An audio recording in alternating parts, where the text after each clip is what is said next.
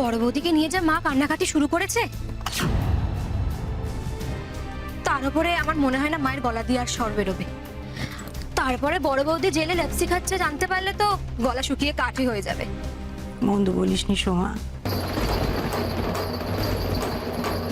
বড় বৌমা জেলে আছে বলে তোদের শোক একবারে উতলে পড়ছে। এইভাবে শোক পালন করছিস তোরা?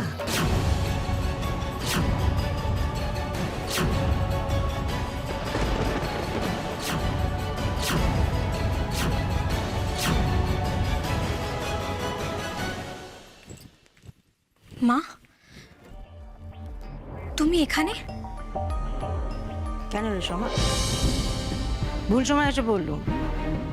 হুম, ঠিক সময় তোদের মুখের মুকুটটা খসে পড়ে খুব অসুবিধা হয়ে গেল বুঝি?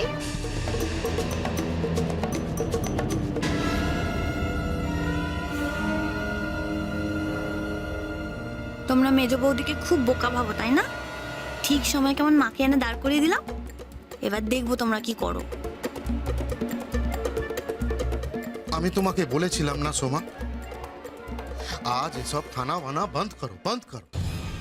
শুনলে না আমার কথা? এখন দেখো দেখো শাশু মায়ের কত কষ্ট হচ্ছে। তোমাকে আমি সব সময় বলি স্বামীর কথা শুনে চলবে, তবে জিন্দগি মে তারাক্কি হবে।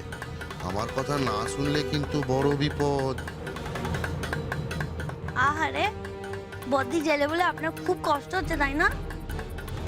সেটা তো খুব ভালো বোঝা যাচ্ছে। যে আপনি নাটক করছেন।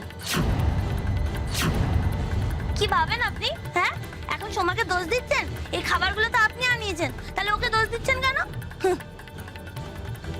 খানার সাথে কি পিনা হলেও ভালো হতো। আমি কিন্তু শুনেছি, আপনি ভাববেন না মা শুনতে পায়নি। মা আমার পাশে দাঁড়িয়ে সব শুনেছে।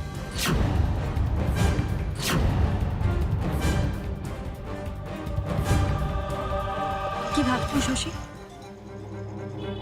আচ্ছা, ওই শয়তানটাকে সবার সামনে কি করে ধরাবে কিছু ভাবলে? সেটাই ভাবছি। ভাবো, ভেবে কিছু একটা বের করো। ওই শয়তানটাকে আর ছাড় দেওয়া যাবে না। ও বাড়তে বাড়তে ওর শেষ সীমায় পৌঁছে গেছে। এবার ওর একটা বিনাশ দরকার। একটা কথা আছে না, অতিবার বেরোনা ঝড়ে পড়ে যাবে।